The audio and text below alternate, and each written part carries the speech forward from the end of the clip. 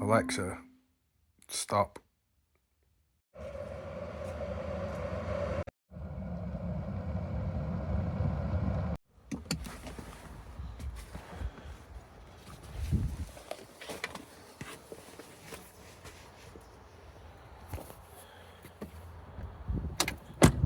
Good morning, FX Panthera here. We're out with Panthera this morning. It's a bit frosty, it's a bit nippy, but it's absolutely glorious. It's a lovely morning. It's ideal for it, really. I'm going to do a bit of a plan of attack to this morning. Some rabbits and stuff that always sit in a certain field, but I always come from the bottom. So this morning we're going to go from the top. So I've got my Panthera. Yeah, Mrs. bought me a Vorn gun carry bag for my Christmas present, so we're just giving it a try out. I'll do some more review on it shortly once we've done a bit of shooting. Let's see how we get on. We normally come in through the bottom here. There's a start, we get over there, walk along up there. We're going to come from the top.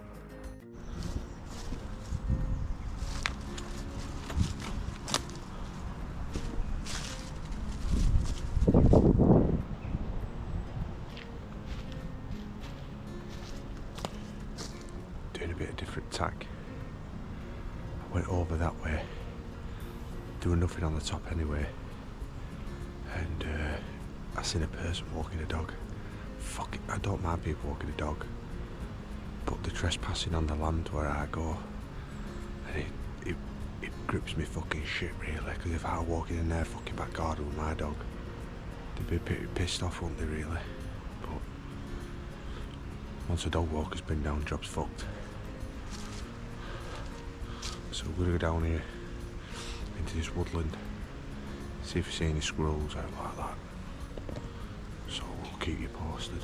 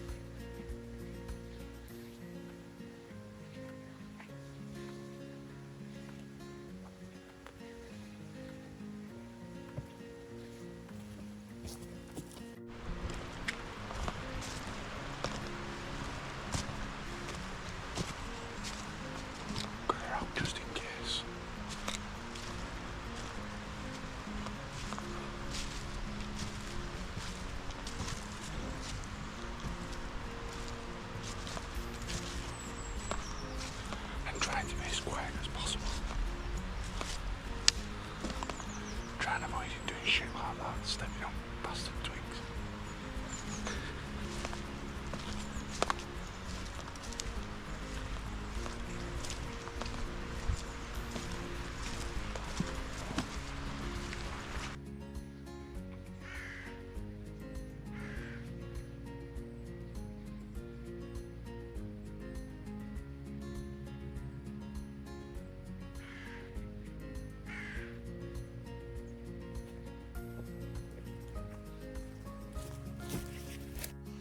Decided to go to his old stomping ground where the squirrels are. A bit of squirrel activity. I just spooked 2 deer as well. I were about 20 yards off them before they got up. So yeah, I'll spin you around now, you can have a look. Yeah, remember this from a Grey Menace video. It seems to do quite well here. So I'll keep you posted. It's worked out quite well here. We're in a bit of an holly bush, as you can see. There's more of it on that side. So try this thing out, see how it goes. It looks very bright on video, but it's not as bright as what you think. So, I'll keep you posted.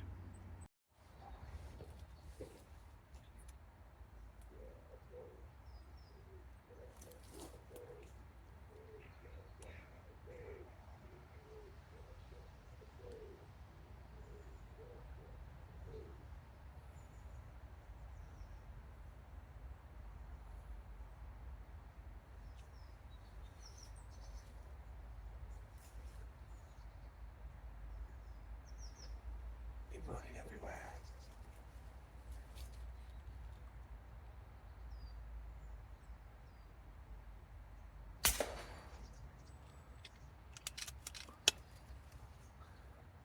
One down.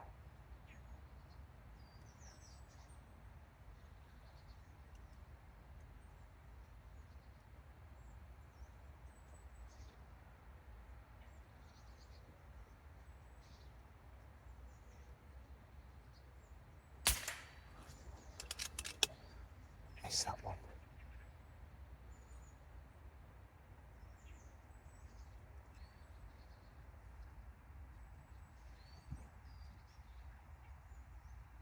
I got one.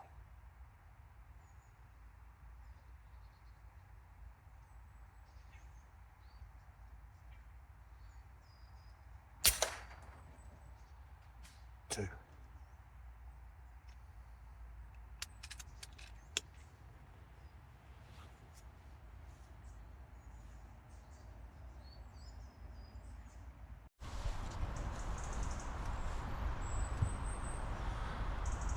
I literally turned that video off, and as soon as I did that, 2 squirrels turned up. It's so difficult to record and shoot at the same time. I don't know how people do it. But yeah, 2 squirrels. To be honest, that's the first. I think that's the first thing that the Panthera's got, because I use it for target shooting a lot.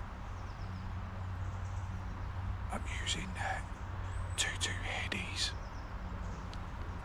They hit fucking hard, them things. Really hard. You'll hear it on the video. Both headshots, both big whacks, big loud cracks. Phenomenal belly. Absolutely phenomenal. Anyway, I'll put you back on when they come back. One just turned up. But it's a bit far. It's like 50 yard. I'd easily take him out with this, but I know that in time he'll come over here. They always do. And it's a bit of a funny angle. I can't get that angle with my rifle. Well, I can, but it'd be a right hard work. I just don't feel comfortable taking that a shot. So we're gonna wait. Someone pigeon have just turned up. Not where though.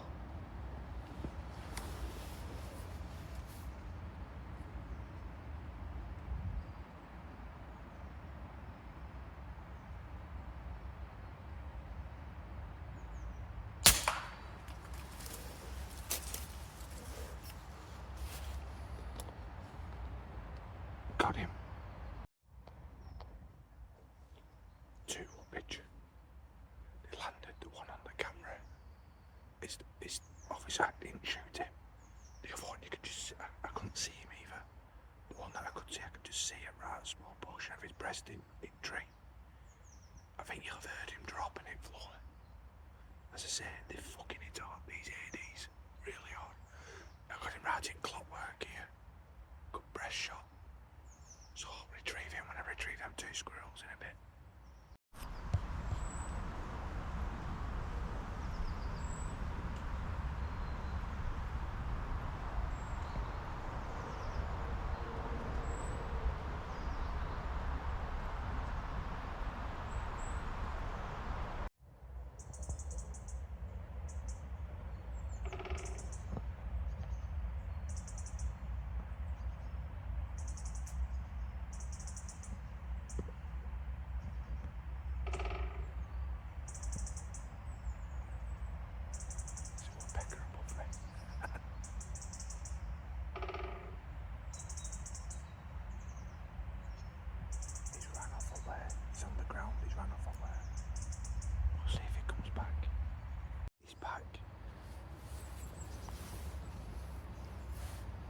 There's two.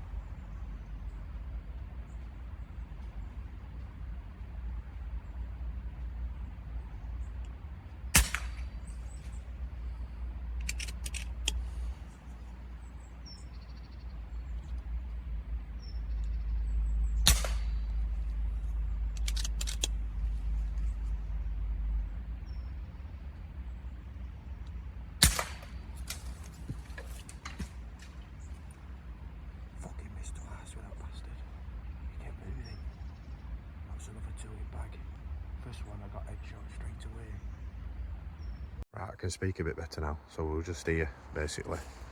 And that's down there. Oh, there's one there, squirrel there. But you know something? We've got four. I'll let him go. I've put everything away now. Let's see what we've got. Just trying to find them. Found three. The depth is so misleading, it's unreal. What's that with pigeon gone?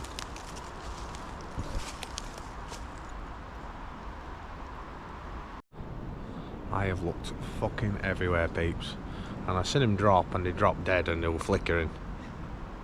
But I've gone backwards and forwards and backwards and forwards and I can't see him. So I'm missing a wood pigeon, which I heard drop. I didn't see it drop, I heard it go boom and hit the floor because of where I were. I couldn't really see it drop. And two, the last squirrel, I don't know if it sounded like a good hit, to be honest, but unfortunately you can't win them all.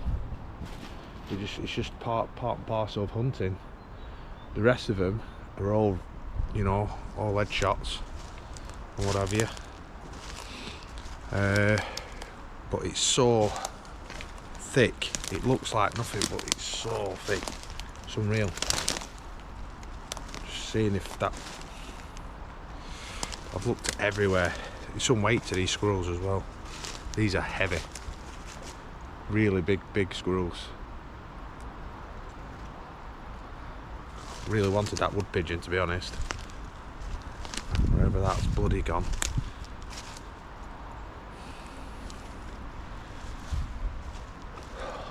I fucking hate losing stuff. Pisses me off, that. And do you know something? It'll have dropped. I'd be literally right in front of me. It'll just like bounce behind a log or something. That's what happens. Bastard. Never mind. Anyway, we've come out. I say it's quite hard country. This it's quite hard work to get over. Let's have one more look because I just hate leaving shit. Yeah. Nah, that's it. I've been looking for about 10-15 minutes and it looks like nothing, but honestly these leaves are so thick it could bounce, go underneath one. I've looked under logs, I've checked all sorts. So it's not what I wanted, but that's hunting for you. You know, you can't always win. You cannot, and you can do the absolute best that you possibly can to dispatch an animal. And I always try my utmost best, but sometimes it just doesn't go to plan, and it is what it is, unfortunately. But I was certain that we'd dropped 4 squirrels and 1 wood pigeon. I managed to retrieve 3 squirrels, and some of them were hard to find. I've retrieved 3. So anyway, we're going to crack on now and get out of here, and I'll see how we feel. We might crack on over at Backs and see how we get on. Fucking hell, people. It is mega windy up here. I don't think I'm going to see out now. Water pot tops here. So what I'm going to do, I'm going to get down out at wind, and then we'll show you my new Vorn gun bag carry case. So we'll just get down here because it is horrifically windy. I've just bumped another deer as well. Unfortunately, I'm on an air rifle, you know what I mean? And you need the right equipment to do the right job. You know, I wouldn't even dream of thinking of taking a shot to a deer like, you know, with a fucking air rifle, you know what I mean? No matter how powerful that air rifle is. You know, you need centre fire, big fucking round like 308, something like that. You know what I mean? At minimum, in my opinion. Otherwise, it's just you are definitely risking, because I've been on a deer stalk with my dad when my dad were alive, and he had a Parker Ale 308 rifle. He did the course and everything else, and went up Scotland, and he shot the deer, and it hit in the shoulder where you're supposed to shoot, like there. It hit it in the shoulder and literally blew its leg off at the other side nearly, and it ran about 300-400 metres. So, and that's a 308, that's a fucking big round. And when we recovered it, you know, we seen it drop, we recovered the animal, but when we seen it drop, we had a look at it, the damage that was caused with that round was phenomenal, and I mean fucking phenomenal, and it still ran, you know. So I mean, it was a good shot as well, really good shot. It weren't very far, it ran like 200 metres. For a 308, that's nothing, that's like spitting distance. So right, we're gonna get down here somewhere out at wind, and I'll have a look. We'll have a look at his Panthera, go through it, and because some people have been asking about it and what I think of it. So we'll go through that, and I'll go through this new gun bag I've got, which I've got strapped to my back with my gun in it. It's a fucking real piece of kit, this. I love it. It's my new favourite thing. So let's get down here, peeps. Right, people, we've done his shooting. So now it's getting a bit late on now. It's about 9:30, 9:45 in the morning. So we're at a point now where I can do a bit of a review of my kit. So the Vorn gun carry case, this here is an unreal piece of kit, honestly. It is fucking brilliant. So I got this from Bushwear magazine. It's a little catalogue that you get. So I got it from there. Missus got it for Christmas. I've been wanting one of these for a while. They're quite pricey, they're about 250 quid. You can get cheaper ones, versions of this, same make, but this is the one I wanted. So it has, so you sit your rifle in it like that, and you have these two tags there. And what you do, you've got, and it's on your shoulder, if you will. So we'll put it on, then you can get an idea of what's happening. It's dead comfy as well. So you do this, and if you want your rifle out, grab your rifle, pull this here, and then tags just pull away, and then you've got your rifle out. Simple as that, really. It's a really good piece of kit, very well designed, very well made. It's fully adjustable here for length, so you undo it, the Velcro, and just move it up and down however you want it. You've also got a barrel sleeve, but because the Panthera's barrel so, and the silencer's so thick, it goes over the silencer, but on this bit here it doesn't go over. So I've got it tied on as well to a piece of string, me personally, so I don't lose it. But if I put my wire rack in, it goes over a treat, so it's almost like a gun bag as well, if you will. The 80 fits in here really snug, really well. This rifle fits in well, you know what I mean. It is a bit of a squeeze with Panthera because it's a bit of a odd shaped thing in it. But you've also got a pouch here to put your stuff in, which I put that. Just undo it. Got that bloody leaf suit in. So in here, really, what they said it's for is for, you know, your camelback, your water bladder. Got a water bladder, and it's got a little hole here, so you can do that. But I've just put stuff in it, mate. Just my bits and bats, like my knife, my fucking little throw thing. Timu that, It's alright. I think it was about a fiver. Little throw, I think it's easy to put off and on. That's just my GoPro. But yeah, I think this is made by Vorn. I think you can get them on eBay. They're about the same price, but I went to Bushwear magazine. If you go on the website, they're on Facebook as well. Go on there, you get a free catalogue, and there's loads of mega good stuff in it. Like all the really nice, really nice tackle that you want, everything that you'd ever want. So like your swan dry jackets, they've come back out, they've re-released them. That's where my dad got mine from. I've had it now for 20 years, my swan dry, never part with it. It's an unbelievable piece of kit, that. I've had knives from there, knife sharpeners, and now this, you know what I mean? It is a properly good piece of kit. I absolutely love it. They do a full review of it, and putting your rifle back in is literally the opposite. So when you get it, you fit the rifle in, you know, for your Velcro and all that, and that's it. It's brilliant. Highly recommend them. It's actually still got the bloody tag on. That's how new it is. Still got my tag on it. I wonder what that is. Hip belt. We'll just put that there. It's got a removable hip belt, but when you got the rifle on, with the weight of the rifle, having that hip belt on makes it dead comfy as well. So, Panthera then. It's not really a hunting rifle with the Panthera when you look into them. They're a target rifle really, and I have been through this before. They come in 3 different versions: a 700, a 600 and a 500. The 7 and the 6, it's the barrel length of that basically, 700mm, 600mm and 5. The 6 and 7 are FAC only. They're very rare. I've never seen one. 500s are very rare really, because they just didn't really sell very well. They're a bit of a skew with gun, as in there's not really a place to put it, in my opinion.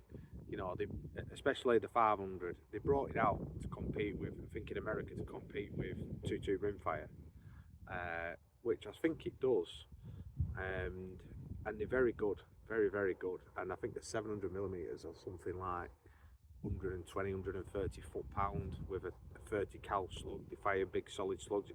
The barrel twists in them are made for slugs, the 6 and 7s.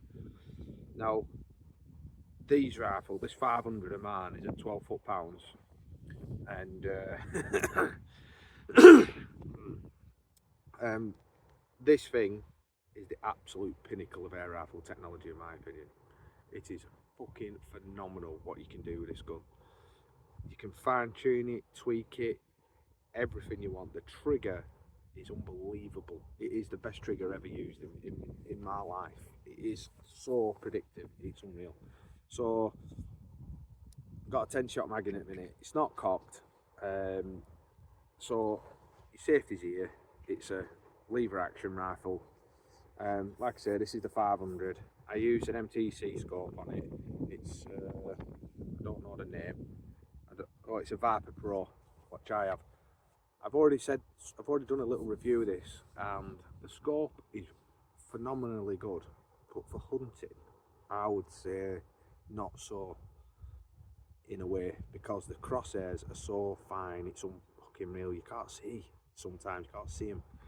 They're so fine, but for like target shooting, it is one of the best scopes I've ever used. You can highly tune this gun. Extremely easy. There is a bottle conversion as well that goes here, another bottle that you can put on here if you want to, but I personally just like this carbon fibre bottle. The best thing about this, you can just unscrew the bottle, don't need to drain it off, you can unscrew it and you can just bleed it by doing a couple of shots. So there's a little bleed screw just behind here, and you just turn it, takes the air out, and that's it. You've got for your hammer, your spring tension here, this screw here. Now this bit here is to fine tune that on the bigger rifles, and it's missing out of this. They took it out. It's like a little screw thing, what do they call it? Quick tune system. So it's basically to tune your slug load. There's only so much you can so many things you can go basically before you start to either drift off or you lose power, or you're using too much air for what you're getting out of it, really. it's best way I can put it. So this quick tune system that you've got 23 clicks on this bit, and then it goes right back to 0 again. And basically that's just hammer tension on your spring to give you more and more power. And the higher the number, once you get to 23, that's the highest it can go. And you can tweak it right back down again, you know, depends how far you're shooting with it basically. You've got your air tank pressure and your regulator pressure dials on here, and the regulator pressure is on the top and the tank pressure is underneath there. Like I say, this gun, it's not really made for hunting, but I highly recommend them. They are the fucking dog's bollocks in my opinion.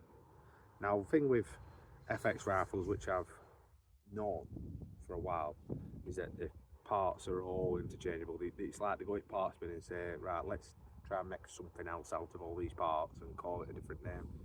And it's very true with this one, but this is different. It's been made differently. It's very unique, is this gun.